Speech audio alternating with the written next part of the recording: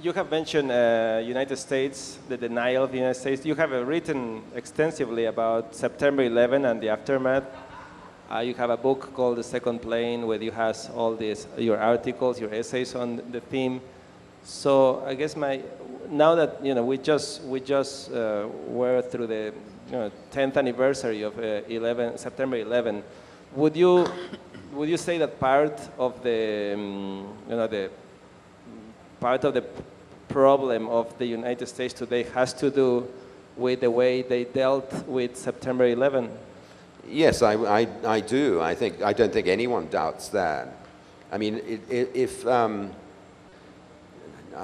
counterfactual in history that in fact has great legitimacy is that imagine the world now if Al Gore had rightfully, as he was entitled to do, won the election of 2000 in America. If it had been Al Gore and not George W. Bush who dealt with September the 11th, I think we'd be in a completely unrecognizable world today, and America would be too.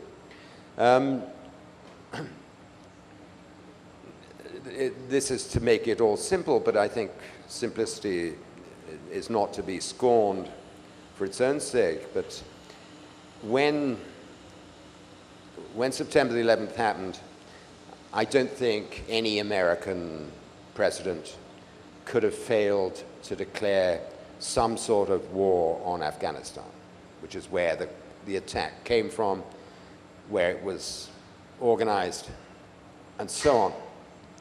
But maybe a wiser president would have not tried to invade that country, but a more limited operation.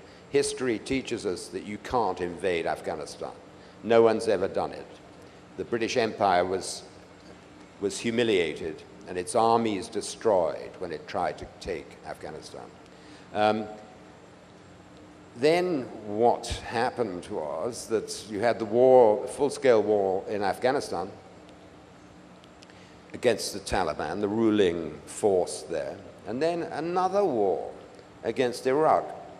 And it said, Bob Woodward, the reporter who's written 4 books about the Bush presidency, said that apparently what happened, what really swayed Bush, was that Kissinger and others came to him and said, Afghanistan is not enough. The attack on America was so intolerable that we must impress upon every nation that the consequences for such an attack on America are going to be, lethal and transforming.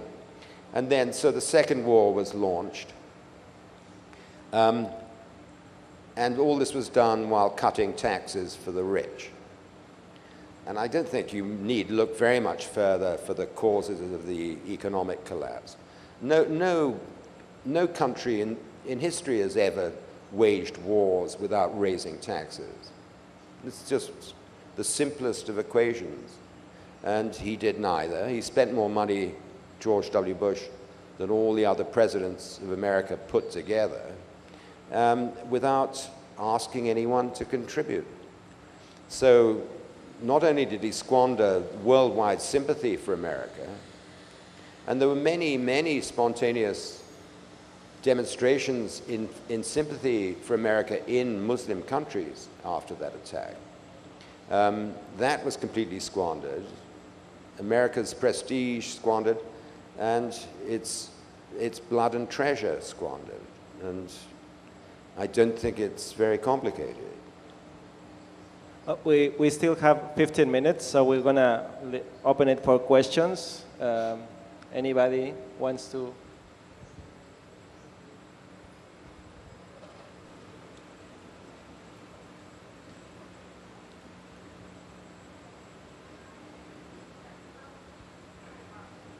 Momentito.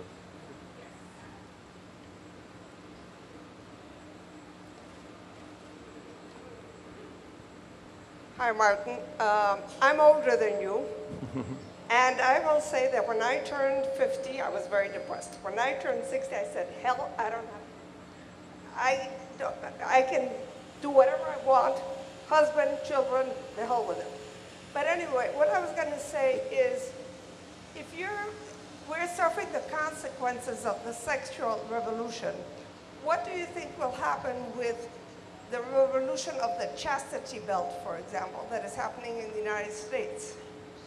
You mean the return of the chastity belt? The return of the chastity belt. I don't think it's very widespread. No, I don't think it's very, and I also think it's very hypocritical. But you mean just say no and all that? yeah, just say no while they do practically everything else except the actual act. And I don't really have a question, but two books that I wonder if you've read. One is Benoit Groult's book about turning old. It is the most depressing book I have ever read about turning old. I mean, that's the only day when I almost went to bed and decided, okay, I'm going to die. The second is Pierre Louis, 19th century erotic French author, when you were saying that nobody has written well about sex.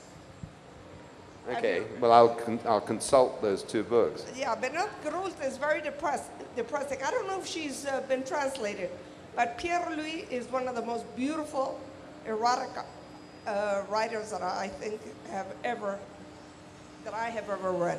Okay. And thank you for your conference. Well, then that's the one exception. But I don't think I think we can expect to see in America an attempt to restore pre-revolution, pre-sexual revolution, the values of earlier times, but it isn't going to work. And I have two daughters, aged 12 and 14, who are going to a school in New York, and I don't hear any talk of chastity belts. I can't see that happening, or not for long. It will be a pathetic, attempted counter-revolution, and it won't work.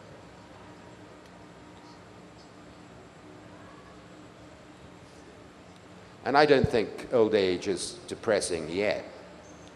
I mean, I think what happens is you spend the first 40 years of your life saying hi to the world, and then the next 40 years saying bye.